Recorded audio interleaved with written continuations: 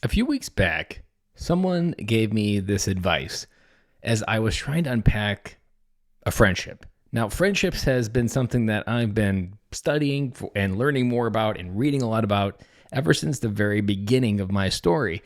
Friendship is this thread that goes back all the way through my childhood. It goes all the way through my Marine Corps experience, all the way through my corporate career, and it comes to a head in 2014 when I turned 30.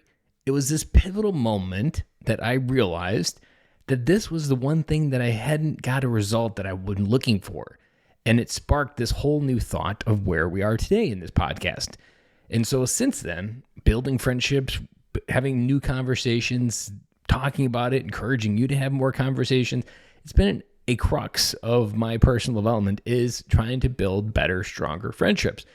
Well, also in this process is also auditing, where am I not showing up as a good friend? Or where do I have the model of a friendship wrong?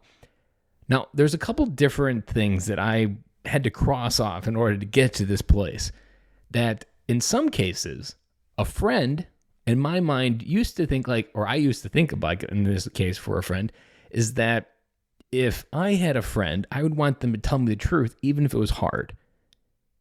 And I would want other friends where I could tell them the truth, even though it was hard. I don't want to have people around me that just tell me what I want to hear, was my thinking. And for the most part, that still sounds fairly good.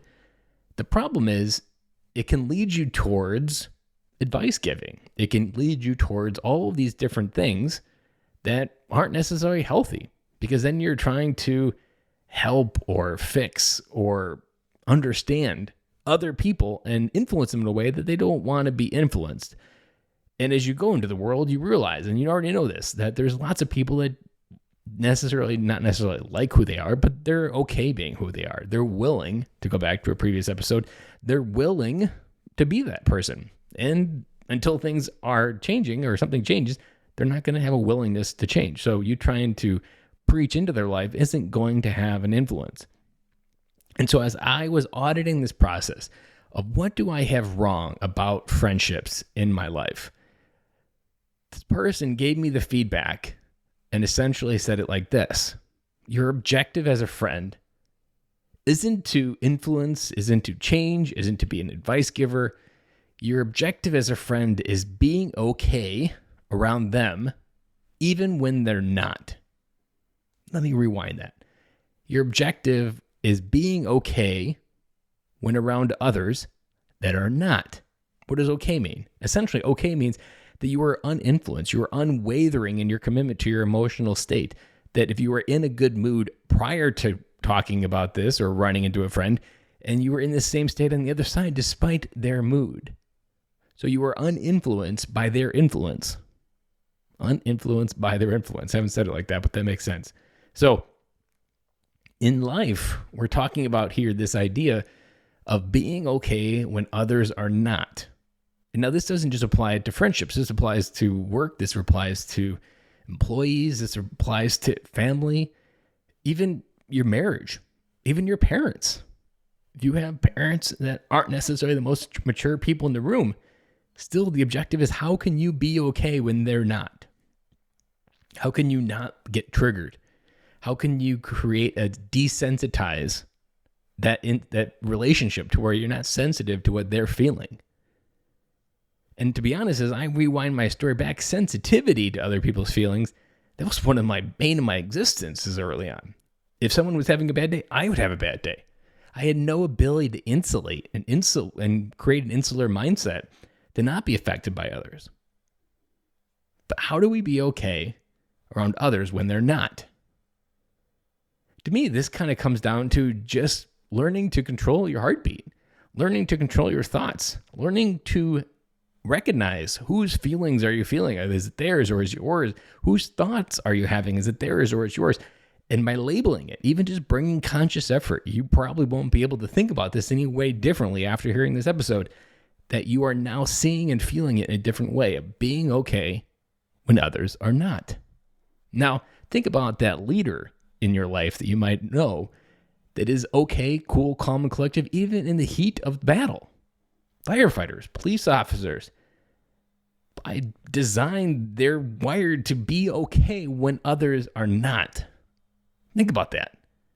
Those are some of the best examples of what it looks like to be okay when others are not. Now, there's another side where maybe police involvement gets out of control. It's a case of where they're not okay when others are not okay. They go along for the ride in some cases. But the objective here, and the thought that I want you to think about, is how much are you influenced by the people around you? Not in their thoughts, not in like the average of the 5 closest people that we've talked about, or that's often quoted out there. But how do you just be okay when they're not? And here's why this is so important to wrap this episode up, is because when you get to this point, your calmness is then influencing their being.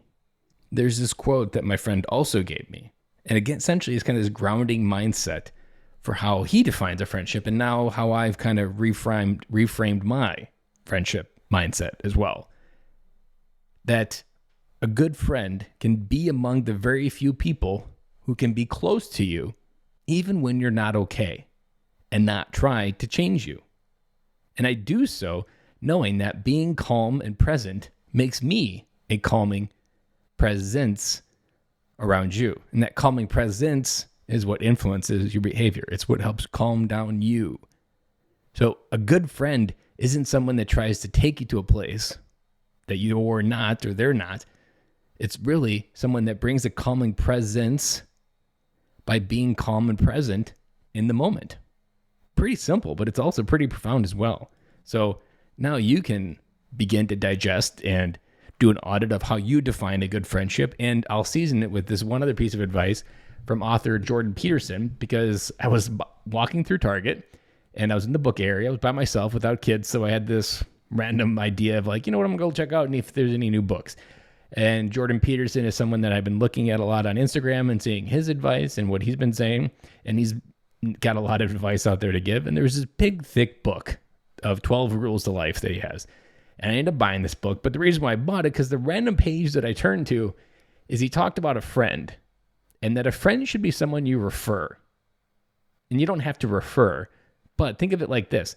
If you have a friend that you wouldn't refer to someone else as like, hey, you need to know this guy because he's really a good friend. If you don't have that kind of person, or this person isn't that type of person that you would refer, he's not someone probably worth having around. And that's a good indicator of like, if this friend isn't someone you would refer and it takes more energy from you than he adds to you, that's probably an indicator that there's something about this friendship that's unhealthy, either within you or within the relationship, that needs to be evaluated, and maybe a boundary needs to be set. So think about that. If you have a friend, would you refer them to someone else? That is all I have for you today. If you want to continue this conversation, head over to bencloy.com.